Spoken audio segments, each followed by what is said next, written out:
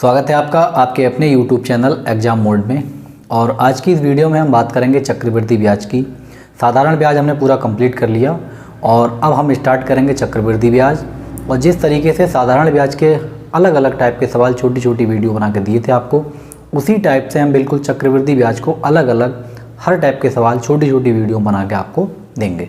तो आज स्टार्ट करेंगे। उसमें पहली वीडियो है चक्रवृद्धि ब्याज की।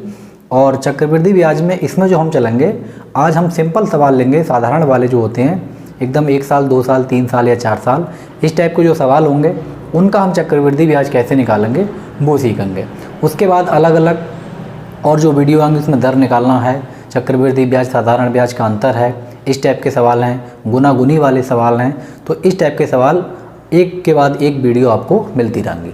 अब इस चक्रवृद्धि ब्याज निकालने का जो तरीके हैं, इसमें कई तरीके हैं निकालने के। एक तो हमारा डायरेक्ट फार्मूला है, सीधे हम उससे भी निकाल सकते हैं।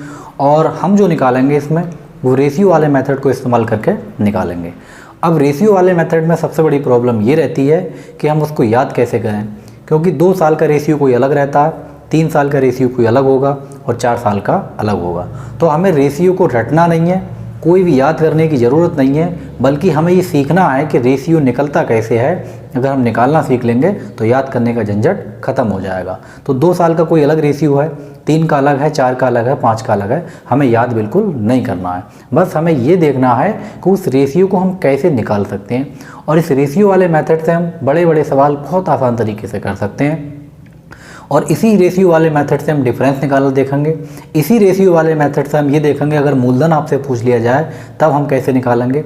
और इसी रेशियो वाले मेथड से हम जो है चक्रवृद्धि ब्याज निकालना भी सीखेंगे। तो सबसे जो पहला इम्पोर्टेंट हमारा काम है वो है रेशियो को सीखना, और रेशियो कैसे और कब और कहाँ लगाया जाएगा ये चीज़ हमें आनी चाहिए। तो स्टार्ट करेंगे हम सीधे सवाल से, और सवाल में ही उसको इस्तेमाल करके आपको बताएंगे।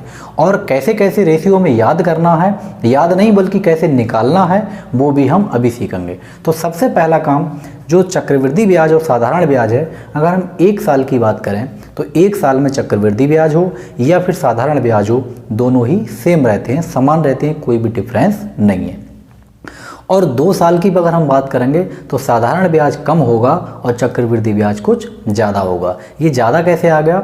मान लो अगर हमने कोई भी एक राशि लगाई है, 1000 रुपये ले लिए और 1 साल में उसका ब्याज अगर 100 रुपये बन गया है, तो साधारण ब्याज पे हर साल 100 रुपये बनेगा। लेकिन चक्रवृद्धि ब्याज पे जो होगा, 1 साल तो 100 रुपये बनेंगे, लेकिन अगली बार जो 1000 रुपये आपने लिए थे वो प्लस 100 रुपये पे और ब्याज लगेगा। कहने का मतलब ये है 1 साल आपका 1000 रुपये पे ब्याज चलेगा और अगली बार 1000 रुपये प्लस उसका ब्याज, और उस मिला के जो हमारी राशि बनेगी उस पर ब्याज लगेगा। तो पूरी समझने की कोशिश करेंगे इसमें।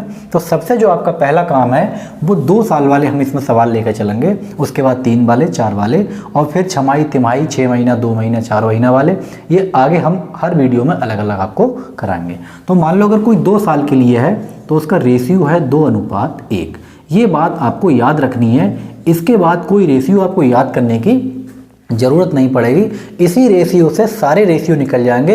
1 साल का हो, चाहे 10 साल का हो, चाहे 20 साल का हो, कितनी भी साल का हो, आप इसी रेशियो वाले मेथड से निकाल लेंगे। अब जैसे हमारे पास पहला सवाल है, कह रहे हैं 2400 रुपये की कोई राशि है, 20% वार्षिक ब्याज की दर है, तो 2 साल में चक्रवृद्धि ब्याज बताइए।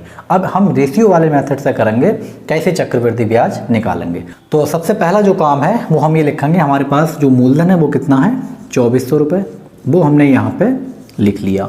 अब हमारी जो रेट है यानी ब्याज की दर है वो कितनी है 20%। तो हम इस 2400 का सबसे पहले 20% निकाल लेंगे। जब हमने इसका 20% करा तो ये 0 से 0, ये 0 कैंसिल, 24 दूनी होते हैं 48 और 1 0 लगा लेंगे हम, तो ये बना हमारे पास 480 रुपये। अगली स्टेप क्या है हमारी कि जो 480 रुपये निकल के आए हैं इसका हमें फिर 20% निकालना है, यानी कि 480 और इसका फिर आपको 20% निकालना होगा।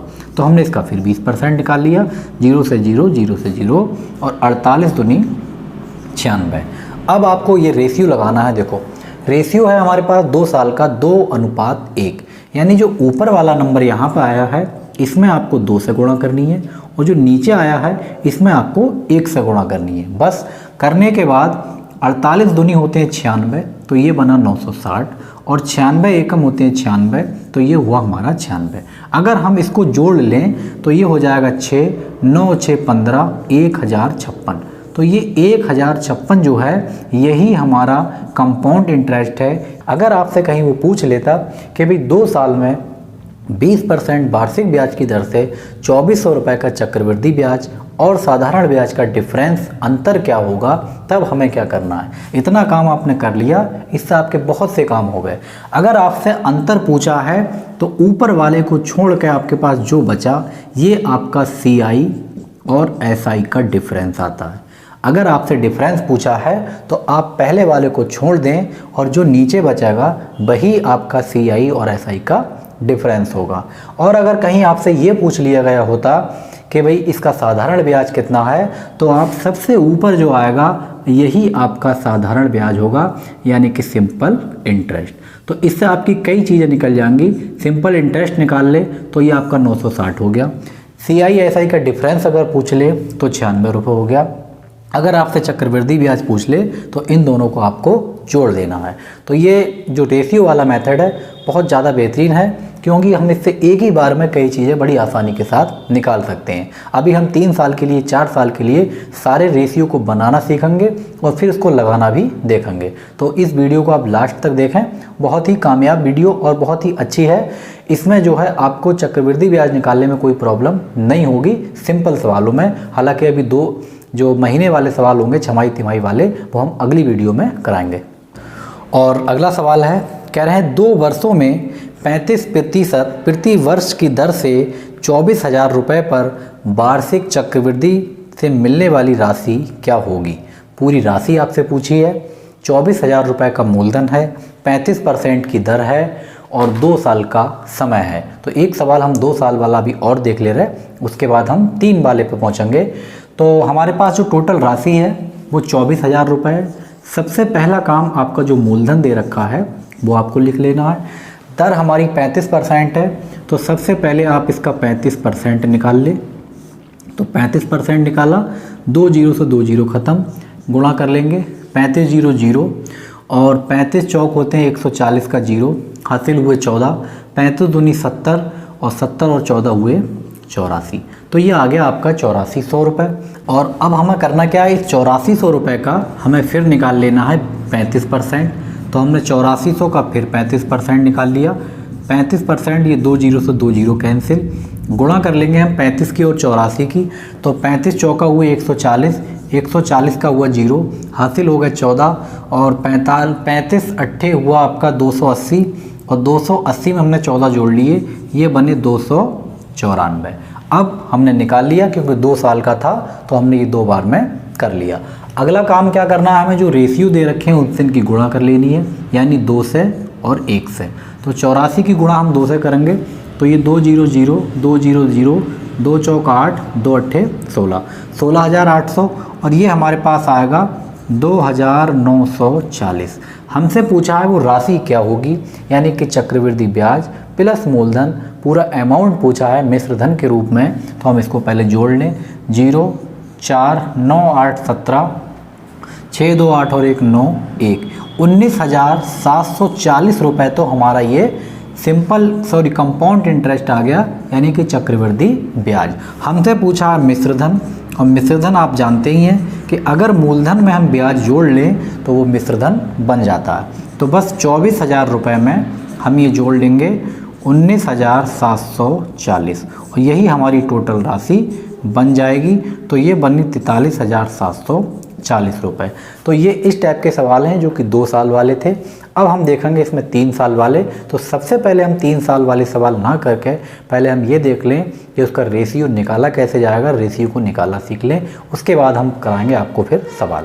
तो 3 साल वाला रेशियो हम कैसे निकालेंगे। हमारे पास 2 साल का रेशियो पता है कि 2:1 होता है। अब आप इसी रेशियो से 2 साल का, 3 साल का, 4 साल का, 5 साल का जितनी चाहें आप निकाल लें। कोई याद करने वाली बात नहीं, रटना आपको बिल्कुल नहीं है। कैसे करना है, 3 साल के लिए सबसे पहले आपको 3 लिखना है। 2 साल के लिए जिस तरीके से 2 साल वाले में सबसे पहले 2 था, उसी तरीके से हमें 3 साल वाले में 3 लिखना है और इन दोनों को जोड़ लेना है। 2 और 1 3, फिर से 3 लिख लेना है। और जिस तरीके से 2 साल वाले के लास्ट में 1 था तो 3 साल वाले के लास्ट में भी 1 ही रहना है, और वो हम यहाँ लिख लेंगे। ये आपका हो गया 3 साल का रेशियो, बस 3:3:1। अगर आपसे पूछा जाए 4 साल का अनुपात, तो जैसे 3 साल वाले के रेशियो में 3 थे उसी टाइप से 4 साल वाले के में 4 होंगे, और 3 और 3 होते हैं 6, वो यहाँ लिख लेंगे। 3 और 1 होते हैं 4, वो यहाँ लिख लेंगे।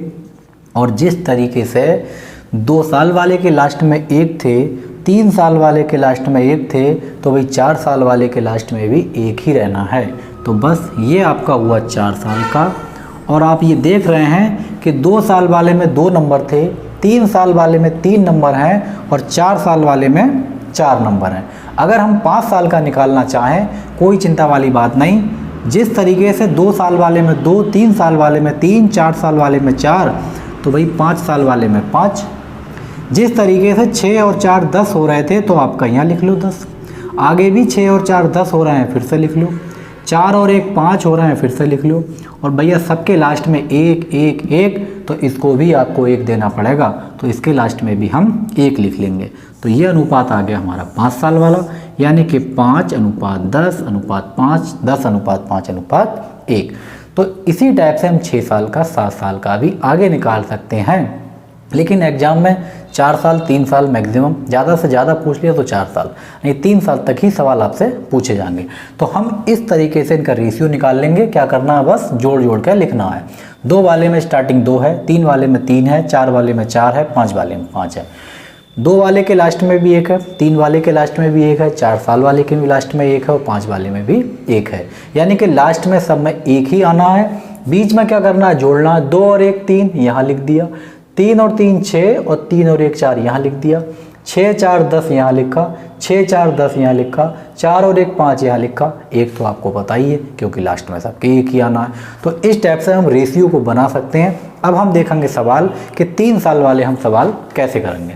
तो हम देखेंगे सवाल को। इसमें हमारे पास मूलधन दे रखा है 1000 रुपये, दर वार्षिक है, 10% है, समय आपके पास 3 साल है, चक्रवृद्धि ब्याज आपसे पूछा है, और साधारण ब्याज और चक्रवृद्धि ब्याज में अंतर कितना है, ये आपसे 2 बातें पूछी हैं। 3 साल के लिए है, तो 3 साल का भी हमने रेशियो निकाला था। सबसे पहले आपको 3 लिखना है, 2 और 1 3 फिर से लिख लेना है, और 1 आपको यहाँ पे लगा देना है। बस ये आपका 3 साल के लिए आ गया।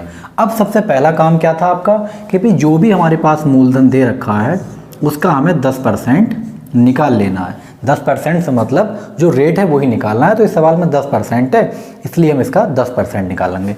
तो 10% निकाला, तो इसका 10% जब हम निकालेंगे 2 जीरो कैंसिल, मतलब आपका 100 रुपये आ जाएगा। अगली बार में हमें फिर 100 का 10% निकालना है।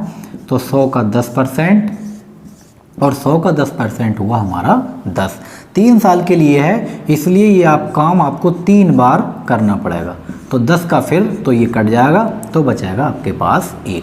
1000 का 10% निकाला 100 आया, फिर 100 का 10% निकाला 10 आया, और 10 का 10% निकाला 1 आया। रेशियो हमारे पास पहले से मौजूद है कि भाई 3 3 1 है, तो इसमें आपको 3 से गुणा करना पड़ेगी, इसमें भी आपको 3 से गुणा करना पड़ेगी, और इसमें 1 से। 3 3 1, 3 3 1, और 100 की गुणा 3 से करेंगे तो 300, और 10 की गुणा 3 से तो 30, और 1 की गुणा 1 से तो 1। अगर आपसे पूछा है चक्रवृद्धि ब्याज यानी कि कंपाउंड इंटरेस्ट, तो आप इन तीनों को जोड़ लें। तो 330 और 1 331, ये आपका आंसर हुआ चक्रवृद्धि ब्याज का। तो पहला वाला जो आंसर हमसे पूछा है कि भाई चक्रवृद्धि ब्याज बताओ, तो चक्रवृद्धि ब्याज हम तीनों को जोड़ लेंगे। अब दूसरी बात उसमें पूछी है कि साधारण ब्याज और चक्रवृद्धि ब्याज का अंतर बताइए। ये काम आपने कर लिया, कोई काम करने की ज़रूरत नहीं है, कुछ भी पूछ ले।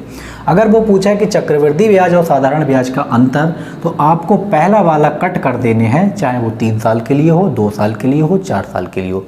पहले से हमें कोई मतलब नहीं है। कौन बचा हमारे पास, 30 और 1, इन दोनों को जोड़ लेंगे तो ये चक्रवृद्धि ब्याज और साधारण ब्याज का हमारा डिफरेंस आ जाएगा, और वो है हमारा 31 रुपये। तो दूसरे वाले सवाल का आंसर हमारा हो गया 31 रुपये। अगर आपसे सवाल में ये पूछ लिया गया होता कि इसका वही साधारण ब्याज बताओ, हालांकि साधारण ब्याज आप निकाल सकते हैं लेकिन निकालने की कोई ज़रूरत नहीं है, ये जो छुपे रुस्तम बैठे हैं यहाँ पे यही हमारा साधारण ब्याज है। तो साधारण ब्याज की अगर बात करेगा तो ऊपर वाला नंबर, बाकी के नीचे सारे छोड़ के, चाहे 2 हो 3 हो 4 हो कोई मतलब नहीं, ऊपर वाला साधारण ब्याज। अगर आपसे डिफरेंस की बात पूछी है तो ऊपर वाला छोड़ के नीचे जितने भी हैं, 2 हैं 3 हैं 4 हैं, सबको जोड़ के आपका आ जाएगा सिंपल इंटरेस्ट और कंपाउंड इंटरेस्ट का डिफरेंस। अगर आपसे पूछा है चक्रवृद्धि ब्याज तो आप इन तीनों को जोड़ लें तो आपका ये चक्रवृद्धि ब्याज निकल जाएगा। अगर आपसे पूछा है कि मिश्रधन कितना है, अगर वो पूछ लेता है इसी सवाल में मिश्रधन, तो भाई मिश्रधन तो आप जानते ही हैं, मिश्रधन होता है मूलधन प्लस ब्याज, और मूलधन था हमारे पास 1000 रुपये और ब्याज हमारा निकल कर आया है चक्रवृद्धि ब्याज 331 रुपये। तो बस इसमें हम जोड़ लेंगे तो ये बना 1331 रुपये। तो इस टाइप से रेशियो वाला मेथड आसान है काफ़ी, कुछ भी इसमें ज़्यादा करने की ज़रूरत नहीं है, बस आपको इसी टाइप से लिखना है। रही बात आपको रेशियो अनुयाद करने की, तो निकालने को आपको पूरा तरीका बता दिया, आप 1-2 बार निकाल के देखेंगे, सारा झंझट खत्म। याद करने का कि 2 का अलग 3 का अलग याद नहीं करना है ना रटना है, बस आप एक बार समझ के इसको एक बार निकाल लें तो आपका ये कंप्लीट हो जाएगा। अब एक सवाल देख लेते हैं जिसमें हमसे 4 साल का चक्रवृद्धि ब्याज पूछेगा, अंतर पूछेगा, वो हम कैसे निकालेंगे, और 4 साल वाला हमारे पास रेशियो मौजूद है, उसी से हम इसको अप्लाई करेंगे। अगर हम 4 साल का चक्रवृद्धि ब्याज निकालना चाहें तो हम इसी सवाल में देख ले रहे हैं, इस सवाल में हम 4 साल कर ले रहे हैं, बाकी डाटा जो है हमारा हम सेम कर दे रहे हैं।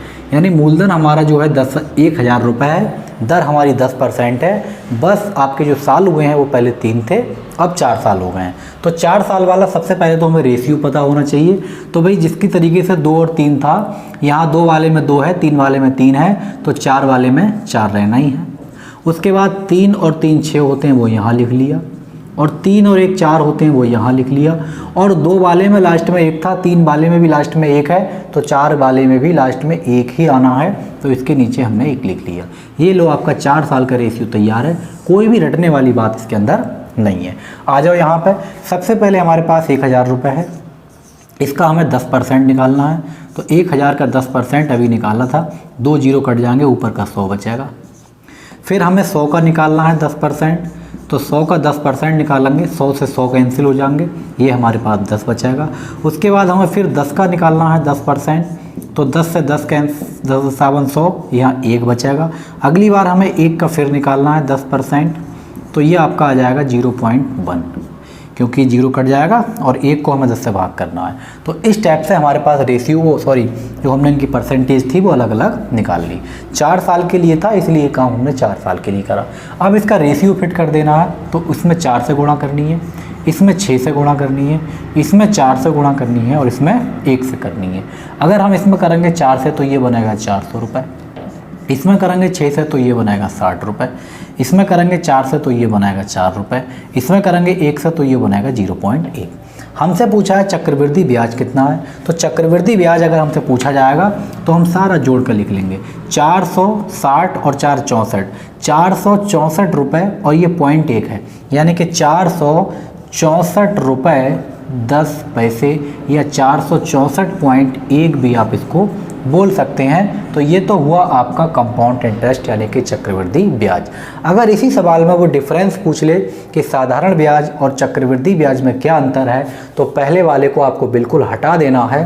तो 60 और 4 64 और 0.1, तो डिफरेंस जो आएगा हमारा चक्रवृद्धि ब्याज और साधारण ब्याज का, ये आएगा 64.1। इस टाइप से चाहे तो आपसे डिफरेंस पूछा जाए वो भी आप निकाल सकते हैं, एक ही बार में आपके डबल काम हो रहे हैं। इस वाले मेथड से बस यही फ़ायदा है। तो इस टाइप के सवाल चाहे तो 3 साल के लिए हों, 4 साल के लिए हों, 2 साल के लिए हों, हम इसी अंदाज से इसको निकालते चलेंगे। और हम अगली वीडियो में बात करेंगे जिसमें छमाही, तिमाही या 2 महीना 4 महीने के लिए चक्रवृद्धि ब्याज जब आपसे पूछा जाएगा तब हम कैसे निकालेंगे, उसको भी हम इसी मेथड से रेशियो वाले से करेंगे, और इसके बाद हम इसी की वीडियो बनाएंगे। तो ये वीडियो आपको कैसी लगी कमेंट करके आप ज़रूर बताएं। वीडियो अगर अच्छी लगी तो लाइक करें, शेयर करें, और अगर आप चैनल पर नए हैं तो चैनल को सब्सक्राइब भी ज़रूर कर लें। और आपने अगर और वीडियो नहीं देखी है, साधारण ब्याज की नहीं देखी है, तो आप प्ले लिस्ट में जाके उन्हें भी देख सकते हैं। और मैथ के और भी टॉपिक हैं, एवरेज वगैरह, अगर कोई भी आपने वीडियो नहीं देखी है तो आप प्ले लिस्ट में जाकर उनको देख लें। Thank you.